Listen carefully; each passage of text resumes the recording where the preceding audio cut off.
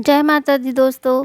नवरात्रि का पावन पर्व माँ दुर्गा की आराधना का सबसे बड़ा उत्सव माना जाता है। इस पर्व में 9 दिनों तक उपवास, पाठ और विशेष पूजन के साथ भक्त माँ की कृपा प्राप्त करते हैं।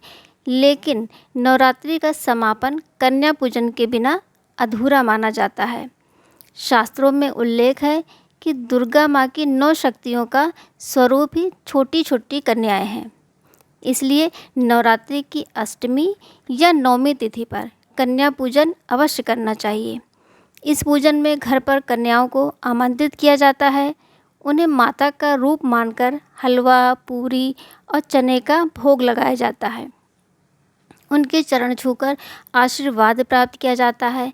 परंपरा के अनुसार कन्याओं को भोजन कराने के बाद ही व्रती अपने उपवास का पारण करते हैं। खास बात यह है कि कन्या पूजन केवल व्रती ही नहीं बल्कि हर कोई कर सकता है। इस साल तिथियों की वृद्धि के कारण भक्तों के मन में असमंजस है कि अष्टमी और नवमी का पूजन कब करना उचित रहेगा। तो आइए विस्तार से जानते हैं। अष्टमी तिथि प्रारंभ होगी 29 सितंबर सोमवार शाम 4:32 पर। अष्टमी तिथि समाप्त होगी 30 सितंबर मंगलवार शाम 6:06 पर।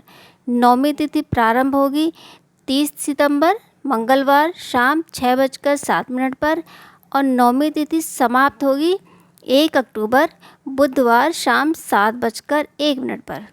दशमी तिथि प्रारंभ होगी 1 अक्टूबर बुधवार शाम 7:02 पर और दशमी तिथि समाप्त होगी 2 अक्टूबर गुरुवार शाम 7:10 पर। अष्टमी पर कन्या पूजन का शुभ मुहूर्त जो लोग 29 सितंबर को ही कन्या पूजन करना चाहते हैं वे शाम 4:32 से 6:12 पर के बीच में ये पूजन कर सकते हैं। उदया तिथि के अनुसार 30 सितंबर मंगलवार को अष्टमी अधिक शुभ मानी जाएगी। उस दिन प्रातः 6:22 से 11:55 तक कन्या पूजन और हवन किया जा सकता है। ध्यान रहे कि दोपहर 3 बजे से 4:30 बजे तक राहु काल रहेगा और सुबह 11:53 से 12:40 तक अभिजीत मुहूर्त रहेगा। नवमी तिथि 30 सितंबर की शाम से शुरू हो रही है, लेकिन सूर्यास्त या उसके बाद कन्या पूजन करना उचित नहीं है। इसलिए सबसे श्रेष्ठ समय 1 अक्टूबर बुधवार रहेगा। इस दिन सुबह 6:22 से 11:55 तक कन्या पूजन करना शुभ होगा। राहु काल दोपहर 12 बजे से 1:30 बजे तक रहेगा, अतः इस दौरान पूजन से बचना चाहिए। कलश विसर्जन परंपरा के अनुसार दशमी तिथि में ही किया जाता है। उदया तिथि के अनुसार यह 2 अक्टूबर गुरुवार को होगा।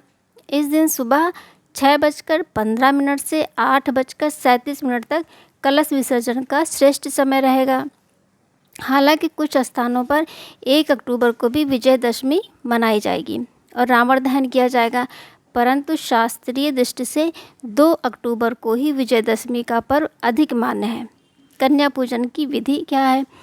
जिस दिन भी आप घर पर परंपरा से कन्या पूजन होता है उसी दिन आप पूजन करें। एक दिन पहले ही कन्याओं और एक बटुक भैरव को आमंत्रित करें। संख्या 5, 7 या 9 कन्याओं की रखी जाती है। यदि ना मिल पाए तो एक ही कन्या का पूजन भी मान्य है। पूजन के दिन कन्याओं और बटुक भैरव के हाथ पैर धोकर तिलक लगाएं और उन्हें आसन पर बैठाएं। ध्यान रखें कि उनका मुख दक्षिण दिशा की ओर ना हो। सबसे पहले उन्हें हलवा, चना, पूरी अथवा खीर का प्रसाद दें। फिर सात्विक भोजन कराएं।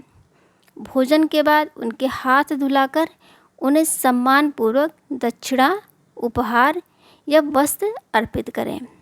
अंत में उनके चरण स्पर्श कर आशीर्वाद प्राप्त करें और ससम्मान विदा करें।